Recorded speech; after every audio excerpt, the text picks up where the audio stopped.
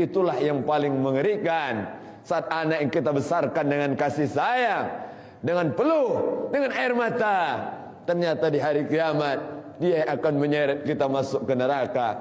Rabbana hab lana min azwajina wa dhurriyyatina qurrata a'yun waj'alna lil muttaqin imama. Semoga istri kita, anak kita, keluarga kita, orang-orang yang kita cintai dan orang-orang yang mencintai kita, semua dibimbing oleh Allah, dituntun oleh Allah, sampai nanti kita bisa istiqamah taat ibadah, dan Allah tutup usia kita dalam keadaan husnul khatimah.